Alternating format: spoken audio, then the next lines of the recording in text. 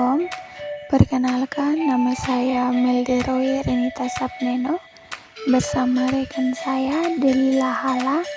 Kami dari kelompok 6, kelas B semester 2, Prodi Pendidikan Agama Kristen, Institut Agama Kristen Negeri Kupang. Baik, pada kesempatan kali ini kami akan menjelaskan salah satu kitab yang terdapat dalam Perjanjian Baru, yaitu kitab Kolose. Kita langsung masuk pada poin yang pertama, yaitu penulis, tempat, dan waktu penulisan kitab Kolose. Menurut Kolose 1 ayat 1, surat ini ditulis oleh Paulus sendiri.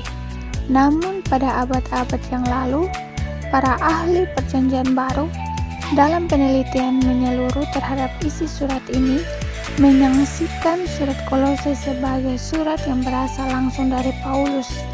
Para ahli tersebut mengemukakan beberapa alasan sebagai berikut. Yang pertama, dalam penggunaan bahasa muncul istilah-istilah yang tidak biasa digunakan oleh Paulus seperti yang terdapat dalam surat-surat aslinya. Misalnya istilah darah salib, perbuatan-perbuatan jahat, pengampunan dosa. Sementara beberapa ungkapan yang digemari oleh Paulus yaitu keselamatan, kebenaran, dan pembenaran. Yang kedua, gaya bahasa surat Kolose menimbulkan keraguan. Ungkapan-ungkapan seperti berdoa, meminta, dari abad ke abad, dari turun-temurun, mengajar dan menegur. Itu bukanlah gaya bahasa yang sering digunakan oleh Paulus sendiri.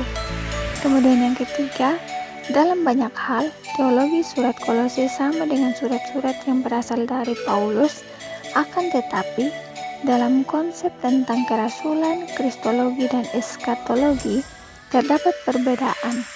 Dalam surat Kolose, Paulus ditampilkan sebagai rasul yang melalui pemberitaan dan penderitaannya membawa Injil kepada semua ciptaan yang ada di bawah langit. Selanjutnya, tempat penulisan surat ini sama sekali tidak disebutkan.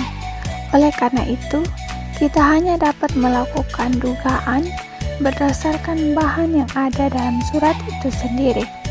Menurut surat Kolose, Paulus menulis surat ini dari dalam penjara.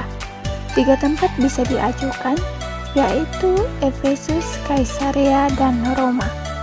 Kemudian, yang berkaitan dengan waktu penulisan surat ini, bisa diperkirakan bahwa surat ini ditulis sekitar tahun 70 Masehi.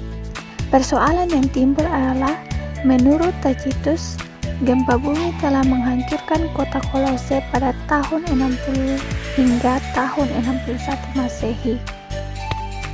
Kemudian Eusebius juga melaporkan bahwa pada tahun 63 hingga tahun 64 Masehi, kota Kolose, Laodikia, dan Hierapolis telah dihancurkan oleh gempa. Pertanyaannya, apakah masih ada orang Kristen di sana? Oleh karena itu, diusulkan bahwa surat ini ditulis oleh seorang pengikut Paulus di Efesus sekitar tahun 61 sampai tahun 64 Masehi. Akan tetapi, jika kota itu kembali dibangun dan penduduknya masih tinggal di sana, maka dapat juga diterima bahwa surat ini ditulis sekitar tahun 65 atau 70 Masehi. Selanjutnya kita masuk pada poin yang kedua, yaitu konteks keadaan jemaat saat kitab ini ditulis. Persoalan yang dihadapi oleh jemaat saat itu adalah jemaat yang disusupi oleh para pengajar palsu. Persoalan yang dihadapi adalah masuknya sekelompok guru-guru palsu yang menyusup ke dalam jemaat dan menyebarkan ajaran sesat yang mengancam iman umat. Identitas mereka sedikit banyak diperdebatkan, tetapi yang jelas mereka mengajarkan filsafat yang menurut Paulus adalah filsafat kosong. Para guru palsu ini memiliki minat yang besar terhadap kuasa-kuasa alam atau unsur roh-roh alam. Unsur-unsur roh kosmis ini dipercayai sebagai makhluk-makhluk ilahi yang mengatur alam semesta. Roh-roh ini disembah dan dilayani. Pengajaran filsafat ini juga memiliki ciri asketik dan yudaistik.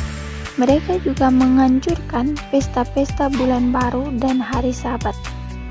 Berdasarkan ajaran-ajaran ini, maka agaknya para penyesat itu mencampur adukan ajaran Yahudi dan Yunani dengan unsur-unsur Kristen. Akibatnya, ajaran yang disebarkan itu bersifat sinkretis. Ada yang mengatakan bahwa para penyesat itu adalah orang-orang Yahudi Helenis atau pengikut aliran kerohanian Pitagoras. Namun dari ciri-ciri ajaran ini, para pakar sepakat bahwa para pengajar sesat ini adalah orang-orang Yahudi berkebudayaan Yunani yang menganut ajaran Gnostik. Ciri ajaran mereka cenderung kepada spekulasi Gnostik. Ajaran baru itu menggelisahkan Epafras, karena itu ia datang meminta nasihat Paulus. Kita masuk pada pembahasan berikut, yaitu pokok-pokok teologis kitab Kolose. Pokok-pokok teologi kitab Kolose terbagi atas 5 bagian. Yang pertama, keunggulan Kristus atas segala penguasa dan kuasa dalam alam semesta. Pada bagian awal, penulis kitab Kolose menyampaikan argumentasinya melawan para pengajar sesat itu. Mereka menampilkan Kristus sebagai figur yang memainkan peran sentral. Di sini, penulis menampilkan suatu pengetahuan bahwa Kristus adalah gambar Allah yang tidak kelihatan. Kata gambar atau ikon menyatakan hubungan Kristus dengan Allah. Sebagai gambar Allah yang tidak kelihatan, Kristus adalah praada yang telah menyatakan sifat Allah di dalam Dia. Segala yang tidak kelihatan menjadi nampak.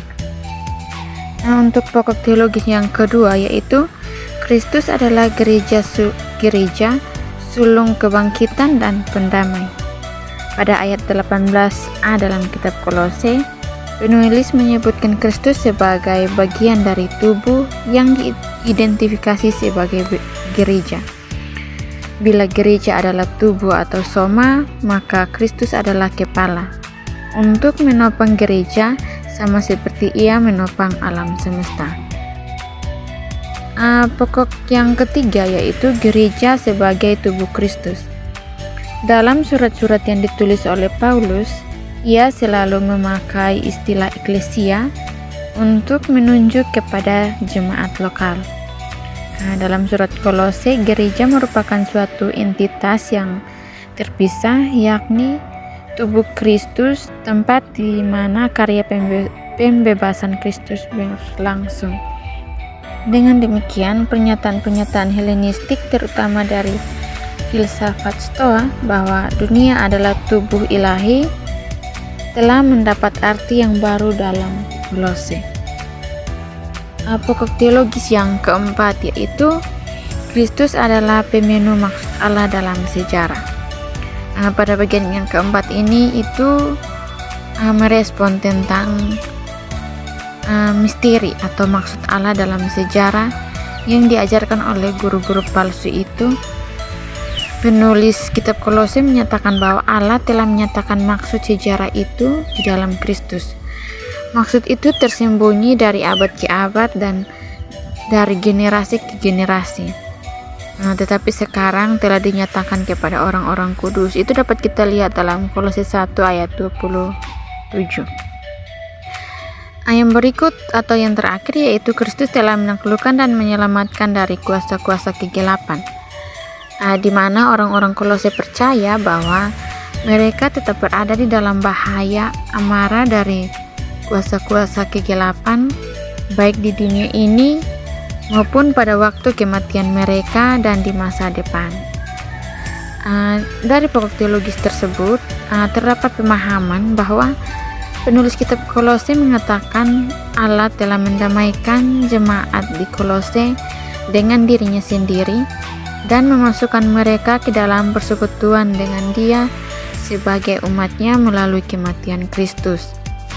Allah juga telah menyatakan mereka sebagai pewaris atau klerou dari apa yang telah ditentukan untuk orang-orang kudus atau hagion di dalam kerajaan terang. Dan melalui kematian Kristus, Allah telah memindahkan mereka ke dalam persekutuan umatnya. Melalui kematian itu juga Allah telah mendamaikan segala sesuatu dengan dirinya dan juga alam semesta.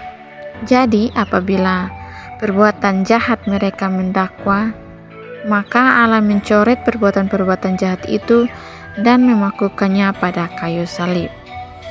Oke, poin yang terakhir yaitu gambaran kota tempat penulisan kitab Kolose. Kolose adalah salah satu kota yang berdekatan dengan Hierapolis dan Laodikia. Kota itu terletak di lembah Sungai Likus dalam wilayah provinsi Asia Kecil. Selama masa pemerintahan Roma, Kolose didiami oleh penduduk asli Frigia, orang Yunani, dan orang Yahudi yang ditempatkan oleh Antiochus III pada masa pemerintahannya. Sebagai kota di Asia Kecil, penduduknya pada umumnya adalah orang non-Yahudi. Mereka menyembah dewa-dewi termasuk juga agama misteri. Kemudian kota itu dihancurkan atau kota itu hancur oleh goncangan gempa bumi yang sangat amat dahsyat. Kurang lebih terjadi pada tahun 60 sebelum Masehi. Baik, itu saja yang dapat saya bagikan bagi kita pada saat ini. Sekian dan terima kasih.